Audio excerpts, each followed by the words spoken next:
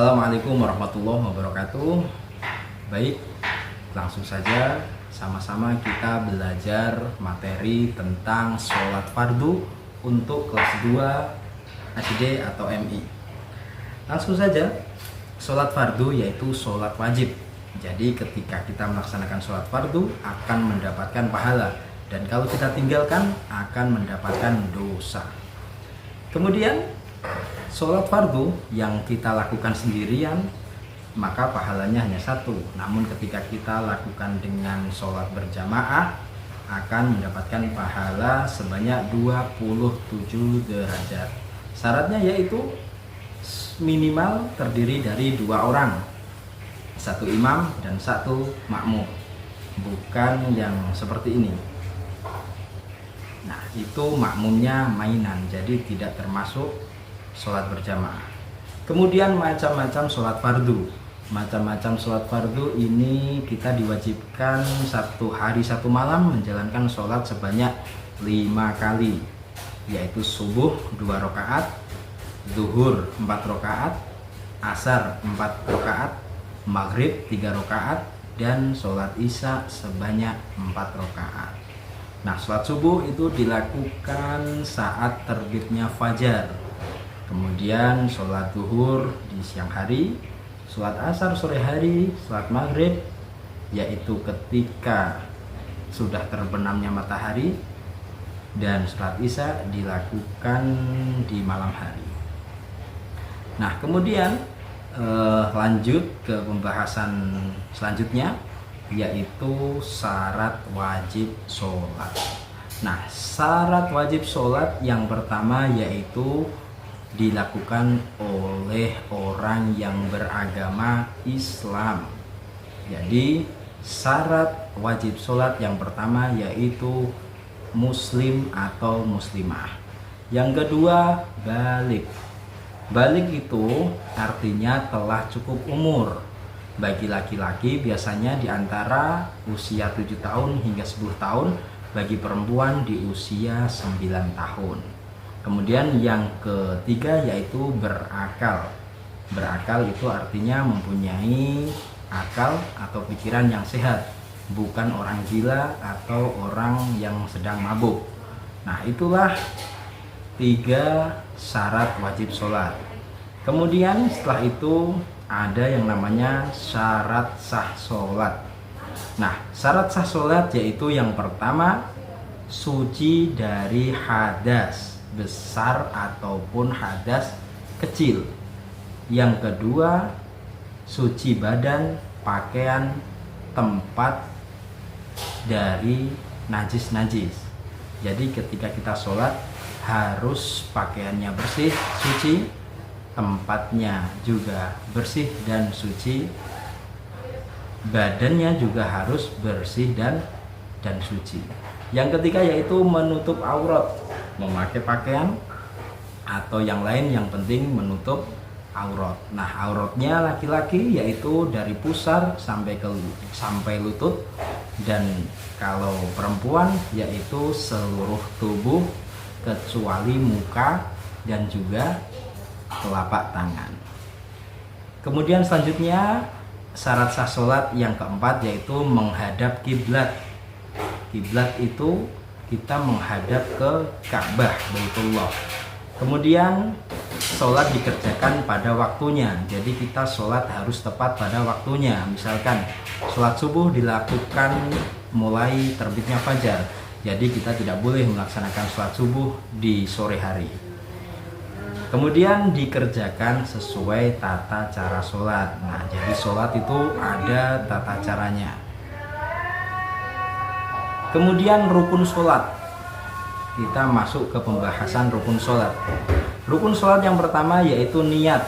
Jadi dimulai dengan niat. Kita membaca niat atau mengucapkan niat, sebagaimana niat sholat subuh, usolli fardhos subahi rakaataini mustaqbilal kiblati adaan lillahi ta'ala. Kalau kita jadi makmum berarti adaan makmuman lillahi ta'ala, atau ketika kita jadi imam adaan imaman lillahi ta'ala. Itu adalah rukun sholat yang pertama, yaitu niat. Yang kedua, berdiri bagi yang mampu. Jadi rukun sholat yang kedua yaitu diharuskan berdiri bagi yang mampu. Jadi sholat, kalau misalkan Ustadz kita tidak bisa berdiri karena kaki sakit, habis jatuh atau yang lain, maka boleh dengan cara duduk atau berbaring, atau kalau mungkin sudah parah hanya menggunakan isyarat. Itu yang kedua, berdiri bagi yang mampu. Yang ketiga yaitu takbiratul ihram. Takbiratul ihram yaitu mengucapkan kalimat takbir Allahu Akbar pada permulaan sholat. Jadi takbiratul ihram yaitu mengucapkan takbir Allahu Akbar di permulaan sholat. Ingat ya, takbiratul ihram, bukan yang seperti ini.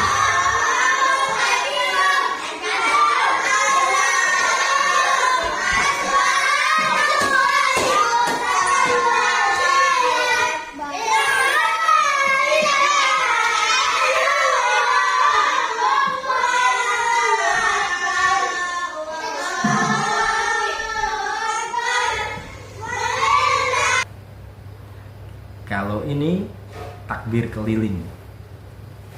Oke, lanjut.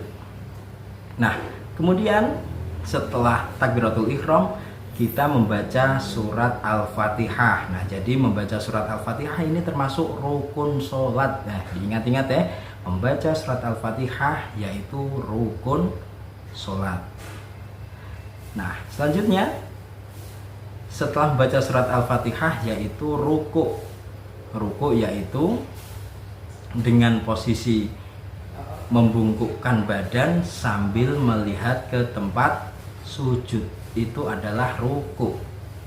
Membungkukkan badan, melihat tempat sujud, dan tangan memegang lutut. Ingat ya, memegang lutut. Jangan memegang yang kaki bawah, tetapi memegang lutut. Kemudian yaitu iktidal. Iktidal yaitu bangun dari ruku dengan biasanya mengucapkan takbir intikal sami Allahu liman hamidah, baru membaca doanya Rabbana lakal hamdu sampai seterusnya. Kalau ruku doanya tadi subhana rabbiyal azimi wa bihamdi. Kemudian setelah iktidal apa? Yaitu sujud 2 kali.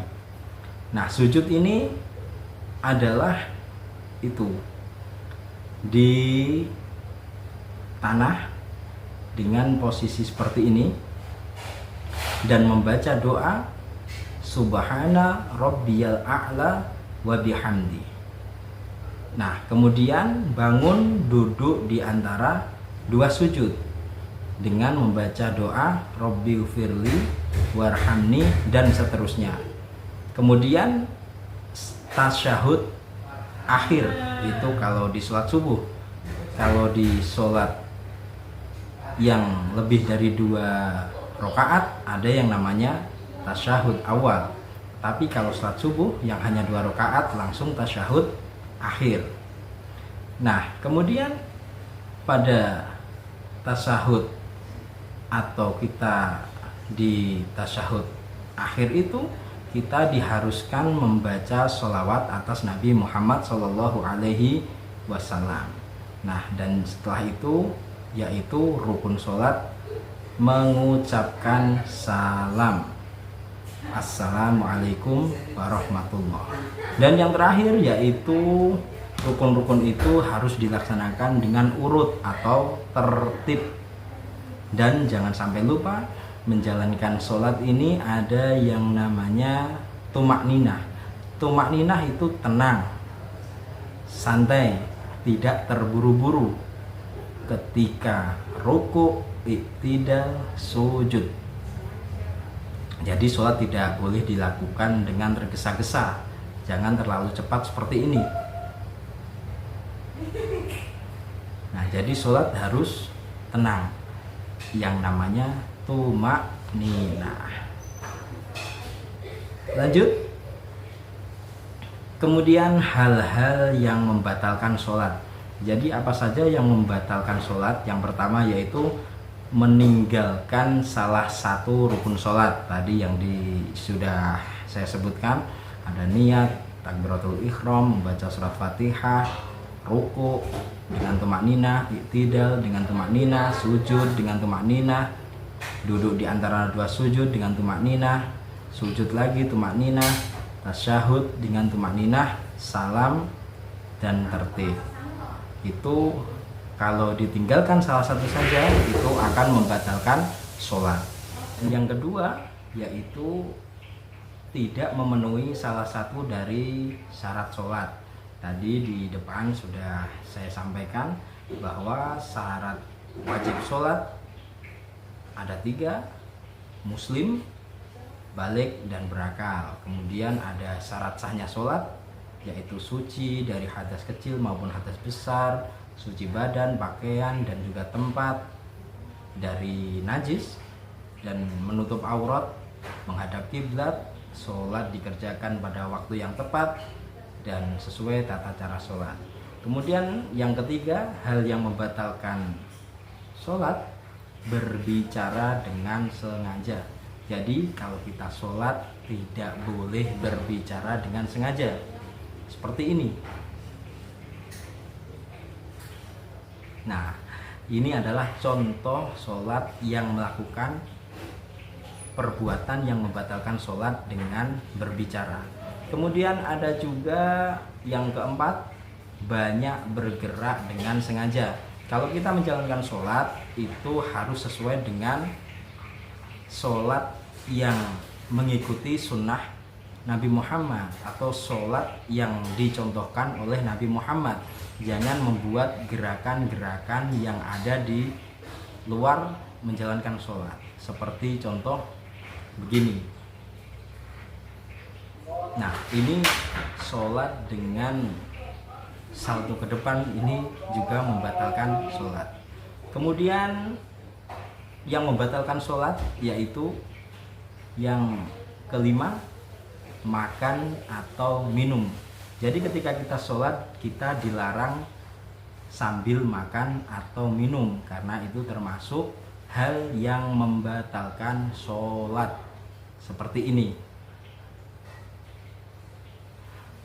Nah, ini contoh anak-anak sholat sambil makan, dan ini sholatnya batal. Atau sholat sambil mengambil makanan seperti ini. Nah, ini sholatnya batal karena sholat sambil bergerak mengambil makanan. Oke, lanjut. Yang keenam, menambah gerakan sholat. Seperti tadi anak yang satu itu juga tidak boleh. Kemudian tertawa, sholat tidak boleh sambil tertawa atau ngomong sendiri. Dan yang kedelapan itu ketika kita berjamaah mendahului imam sebanyak 2 rukun bagi makmum. Jadi ketika kita mengikuti sholat berjamaah, kita tidak boleh mendahului gerakan imam. Misalkan imam masih rukuk, kita sudah sujud, itu tidak diperbolehkan. Baik, itu saja, mungkin semoga bermanfaat. Selamat belajar, semoga diberikan kemudahan dalam mengerjakan ulangannya. Dari saya, apabila mungkin ada perkataan yang salah atau kurang berkenan di hati semuanya, saya mohon maaf sebesar-besarnya. Wallahul muwaffiq ila aqwamit thoriq. Wassalamualaikum warahmatullahi wabarakatuh.